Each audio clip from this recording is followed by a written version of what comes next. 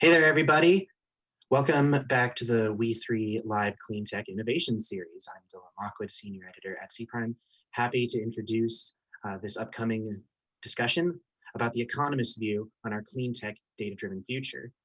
The economist's perspective is one of the only perspectives you can get that breaks through the noise, considers all stakeholders, and lays out actionable insights that count. We've got a great energy economist, Erin Boyd, here today. And to introduce her and kick off the conversation, I will pass it off to George Hunt, Chief Strategy Officer and General Manager of Europe for SEW. George, take it away. Thanks, Dylan, and good afternoon, good morning, good evening to everybody that's listening, and welcome, Erin. Firstly, let's start. How are you, Erin? How are you doing today? I'm doing well. How about yourself? Yeah, I'm good. It's really great to have you on this WE3 Clean Tech series. You're coming to us from San Francisco, a city that I absolutely adore, and I'm here in a chilly UK evening, so I'm a little bit envious of California, but we're truly global what we're doing, which is just fantastic. So let's start by just reminding ourselves what these sessions are intended to do. They're really intended to raise and discuss relevant topics linked to clean tech in energy and in water, and have conversations that matter about how we're responding collectively to the challenges of climate change, sustainability, and how we should look at the choices and actions that we have to make in this regard. Today's topic is closely related to that, and is looking to explore how the role of data is changing the way in which strategic decisions are made in energy markets in particular. We hope to fold into this discussion a little bit about how data helps to take emotion out of the decision making and the strategic choices, and how data can also frame a decision for stakeholders to get behind and all align with. So I'll start by introducing Dr. Erin Boyd. Chip in here, Erin, but Erin is a data-driven economist whose life work is devoted to providing sustainable energy for the developing world. Her thoughtful approach globally has informed economic philosophy and recognition of local culture around governments and communities all around the world, and all around making better choices for sustainable investments in policies. Erin's work is diverse and has included everything from plans for electrification in Africa and Asia to crafting policies and incentives to attract investment in sustainable energy and several developing nations. Erin is a hands-on change agent who applies her research skills and rigorous market analysis to inform business decisions and energy solutions for a variety of clients, including governments, technology companies, and utilities. Just before I hand over to Erin to say hi, I can't pass this moment without saying Erin is also an avid speaker, so I'm a little bit under pressure today, who's presented worldwide, including TEDx, which is just fantastic and relishes all the opportunity you can get to engage positively with a live audience. So welcome to WE3 Clean Tech, Erin. It's a real privilege to meet you today and to share this platform with you. So I just wondered, would you like to say a few words yourself? Well, I don't think I can beat that introduction. Your check is in the mail. No, I'm really excited to be here for this discussion. I think these series are great, and I'm really happy to sort of have you as my leader and sort of guiding the conversation, and then also just to be the sounding board to bounce things off. So yeah, thanks for having me. Oh, you're welcome. It's great to be here with you. So let's do something a little bit different to start this. Let's have a bit of a speed round. So you've got limited time to answer these questions, but I've got 3 or 4 questions I'd like to ask you that, and we need some quick, concise answers. So your experience will be put to the test here. So first of all, if you could have any job in the world, what would it be? It would be the job I have. Or rather, the career I have. I've been in the industry for 25 years, and there's a reason I continue to work in this field. So, well, what an amazing answer that is. So that's the answer we should all give, of course. But okay, here's another one for you. What advice would you give a young Erin just starting out from school?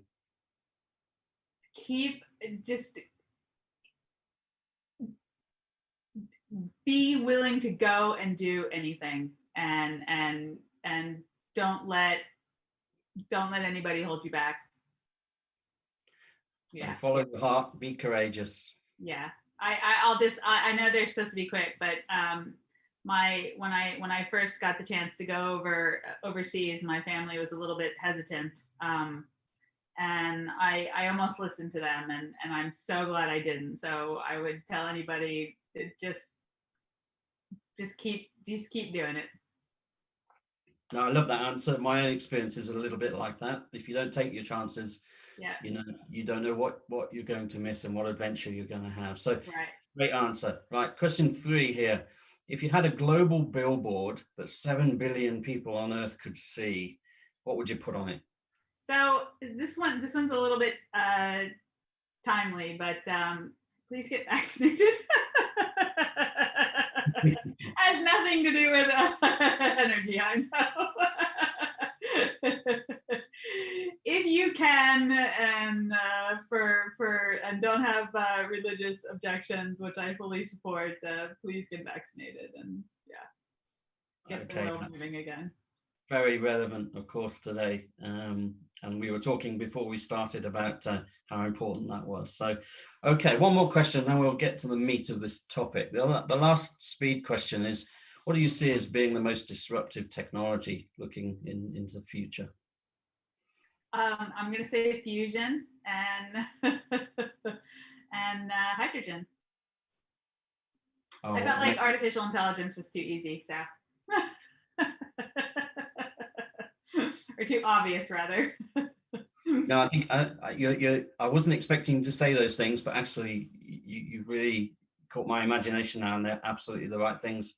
That it isn't a technology; it's actually almost a new commodity, a new fuel, a new energy for the world. So fantastic! All right, thank you for that. Let's get to the core of what we were here to talk about today.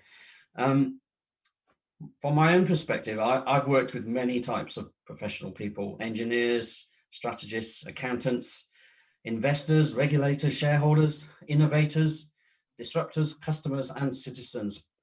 But I've always felt that we often struggle to separate what is somebody's opinion from fact, or what is a truth from hearsay, or what is raw data from a real insight, even regulation from legislation, myth from reality, and emotion from relativity.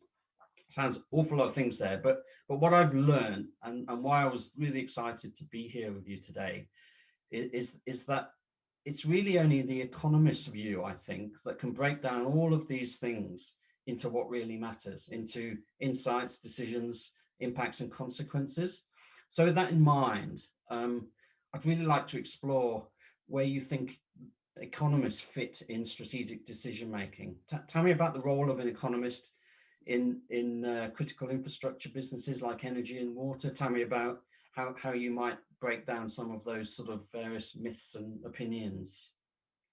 Yeah, so one of the concepts that I love about economics and why I did my undergrad, grad, PhD in economics is that economics is, I think people equate it with money or finance. Economics is the art of making a decision, right? That's what economics is. It's how do you make decisions? How do people make decisions?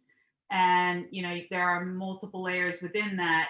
How do you make the optimal decision? How do you make the optimal decision under uncertainty? You can start to sort of add these complexities, but I think in this world that we live in, the uncertainty is really a key point. So there are a lot of things that add uncertainty to our lives, whether that may be our own emotions may sort of influence what we're thinking or what we're feeling. We may just not know the impacts. So, we may have a new technology and we may think, I think renewable energy actually is a great example of this, right? Renewable energy, we think, it's renewable. What could be bad about renewable energy? Wind, but, or solar, as we sort of come along, we've started to realize that there are impacts on wildlife and the environment and the atmosphere. And so there's always this element of uncertainty. And so we inherently may think, something is good, but you never know what's out there, right? And I don't mean that in a conspiratorial way. And that's where I think data is really then magical, because if you're trying to at every point measure and capture, you can help to take some of that emotion and sort of internal bias out of decisions, whether it's decisions about where to, how to stage infrastructure, what type of infrastructure, what is the community, how do you price it? I think, I know we'll sort of probably delve into this in greater detail, but, the idea of externalities, right? And this is where regulation comes in the sense that, we can say, well, this is the optimal solution, but maybe it's the optimal solution because we're not appropriately pricing carbon, or we're not appropriately pricing the cost of a life, or we haven't sort of brought that into the fold. So again, then this is where we sort of need to have regulation sort of step in. But it's this idea that you just constantly, economics is this concept where you're just constantly trying to measure, optimize, take the sort of bias out, and to the extent that you can measure the bias, make people understand that. And I think then this is kind of where you start to get into the strategy, because it's strategic decision making. Well, when you add this element of uncertainty and people's biases and where you do want to head, how do you sort of frame that discussion and contextualize it with data or facts to the extent that you can? Yes, I love that answer, because I feel like I've been on the positive side of a lot of decisions, and potentially on the negative side of a lot of decisions. And when you unpack them, you realize that actually what we didn't do was measure what the indicators were telling us, and we allowed emotion, opinion, and a few other things that were in relative terms not as important as we thought they were to get in the way of a good decision. So I really like the view of an economist, and I'm just building on what I just said. Really, I've been in a lot of organizations that measure or operate on a traditional basis using traditional measures, and I'm interested in what is your own experience on how decisions are made based on traditional measures like return on investment, risk, resilience, etc. How do we bring those wider set of factors or externalities into our decision making when an organization is set in its ways, or a government or a regulatory body is set in the ways? How do we introduce those other factors, and how do you win over the stakeholders to get those externalities or those relative points recognized? Yeah, it's a great question, and I think it's a little bit of a in some ways a little bit of a chicken and egg, but this is where I sort of love the element of data, because if you can say to a company, we should be considering carbon because it has these types of impacts, these are the externalities and these are the prices, and they might say, well, show us the proof, show us the data, right? Like we don't, and so you do have to start to measure it. I think that companies that are smart will eventually listen to the data, right? So you may have people that will put their head in the sand, or may say, well, you can talk about the damage that carbon does, or this over this renewable, but and say it might impact the atmosphere or something, but oh well, how do we know? And until you get the data, you don't actually know. So I think as a society we have to be willing to understand that we're never, in some ways, if we knew everything, the decisions that we may be taking now are probably not optimal. And to just be cognizant that, but are we learning? Are we saying, okay, now what are we trying to capture and realize? And so sort of always building into that decision making process or strategy the idea that you're always trying to be very aware of capturing and measuring things that are going around you and adjusting. And so rather than sort of saying, well, that was the wrong decision, you sort of go back and say, at the time, given everything we knew and everything the data told us, was it the right decision? And what then did we learn, and how do we readjust to that? So I think it's also a little bit about giving companies the I don't want to say free pass, but the sort of the ability to say, look, in the grand scheme, in the global, next 500 years, probably what we're doing to now seems optimal, but we're going to learn something. But that's okay, because are we, given everything we know, have we made every attempt to gather the data and make as informed of a decision as we can, and then is that the right decision? And I think again, this is then where the role of regulation comes in, because I think if you think about a company, I think now we're starting to realize, the impact that carbon actually does now start to impact our bottom line. But, I think if you think about health impacts or the cost of life, it might not, and I know some people might be uncomfortable with that concept, the cost of life, so I apologize, but this idea of how do you value certain things, I think a company might say, well, that's great, but that will never impact my bottom line. And there probably are situations where some sort of externality will never impact that company's bottom line.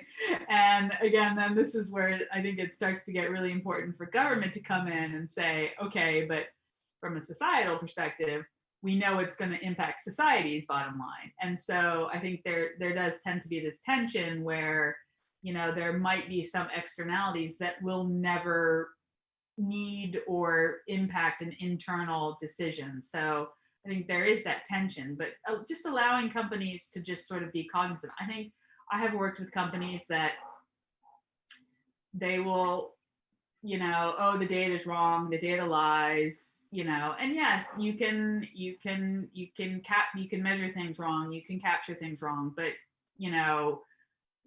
you also, as a company, you have to have an open mind. But I think what we've seen over time is that the companies that are constantly measuring learning are the companies that are now the companies today that are at the top and doing things and driving the world and the big profit makers, right? The big, they're also doing great things for their shareholders. So you can have a good relationship, more symbiotic. Fantastic answer. Can I ask you, as a doctor of philosophy, do you put a hypothesis forward and prove it with data, or do you analyze the data in order to define an outcome or a decision? Which you mentioned chicken and egg before, and in the sense that is the data the chicken or is data the egg? What is your own mind in as a doctor of philosophy yourself? I'm actually both, to be honest. I think one thing that I've learned in my 25 plus years is I don't have all the answers in the data, and I think that's one of the reasons I sort of got my went through my PhD is I love experimentation, right? I mean, yes, there's that philosophical, but there's also that science, just constantly, testing and poking and experimenting. And, that's one of the things that I love about then, even just energy. I think, when I worked in customer research for a large utility in the US, we had 5 million customers, and it's California, and we were trying to understand the California wholesale market operator really wanted to be able to help stem sort of very high peak loads with demand response. And we had a AC cycling program that just we could automatically cycle somebody, and they had an override button.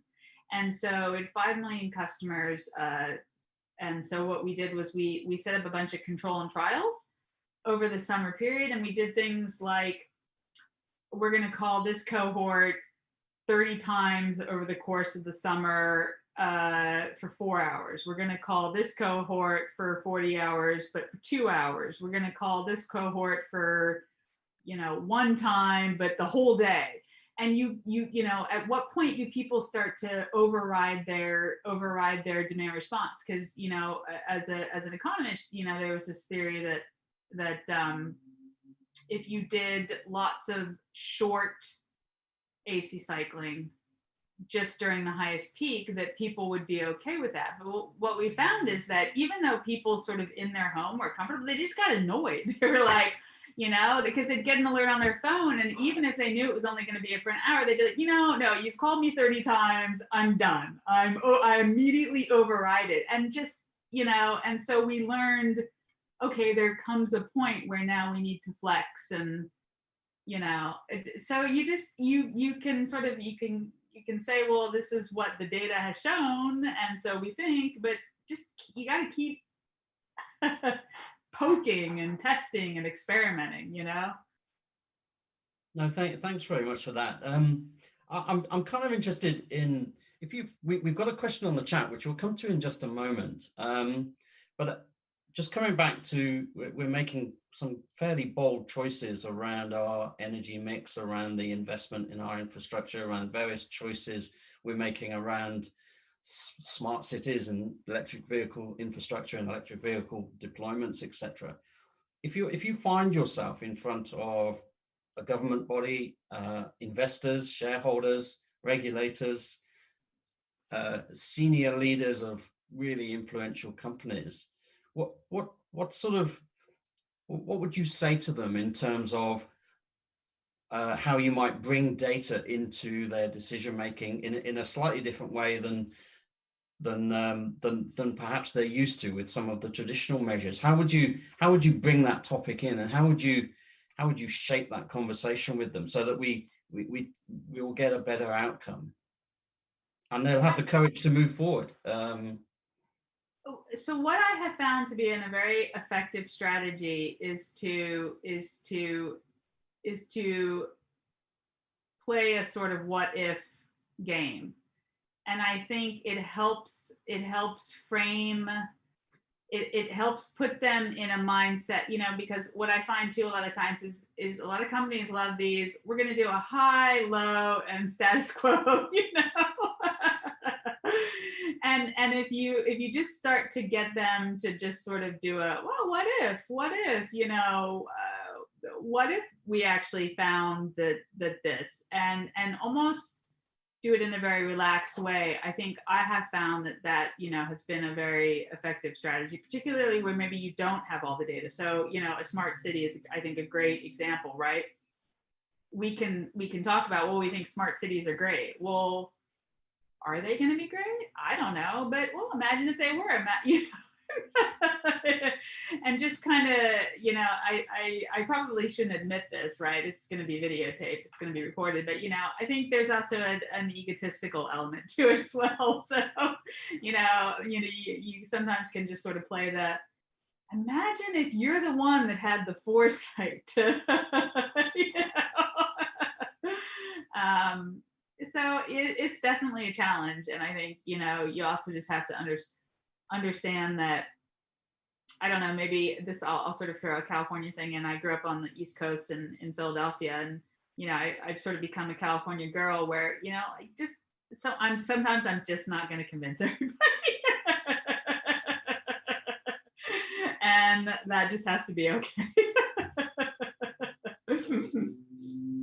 Now, one thing I really like is I think if the data is presented properly, people become courageous and people become engaged in the decisions that they're making. And I think all too often we all bring our own sets of data to a conversation or to a decision. And actually, by putting a common set of data in the picture here that brings in all those externalities, will actually allow a group of decision makers or investors or strategists or leaders to get behind that decision. And the importance of getting behind a decision of the scale of the sort of things that you've been involved with is so important.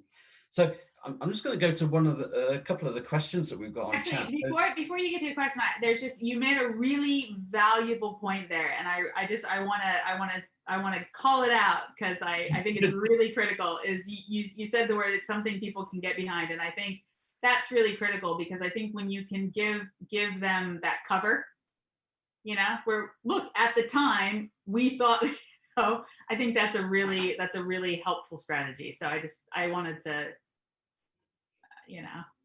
no, thanks. elevate that comment you made. Thanks for that. I tend to believe that courage and risk are sort of our best friends if we can find them. Yeah. So if we can understand the risks of something, or we can get enough data to acquire the courage to do something, Yeah. then we get a conviction behind it, and that conviction will often lead to a positive outcome. And that whole mix is quite different to how organizations ordinarily operate. So thank you for calling that out. So we've got a couple of moments left. The time's gone absolutely flying past. Yeah. But Wow. Oh my goodness. It has, yeah. the question in the chat that we've got here is, the first thing, and I don't know who it's from, but it's a great question. The first thing I read in economics was about the rational consumer. While rationality is debatable, how do you think rationality or irrationality impacts the crucial clean energy decisions? What are those biases that you think will have long-term implications in the clean tech future, and biases that either government or tech companies, what are those biases from a government, tech company, or common person? So I don't know if you can see the same question I can. It's a long question, but it's a great question. That's a great question. I feel like that could be its own discussion. I think, I'll just sort of start with a story to say I was doing my PhD in the US at a very sort of mathematically driven school. And at the time, behavioral economics hadn't really become a thing. And I really struggled with the idea that the fundamental assumption to sort of classic economic theory is the rationality of human beings. We aren't rational. And it's not that we're irrational in a crazy way, but we're humans, and our brain only has so much ability to absorb so much information and data, right? So our irrationality is in some ways rational, but I think you can, in the clean tech world, I think, particularly sort of setting that aside, I think some of the biggest biases that I see, or sort of the irrationalities, is it's still a conspiracy.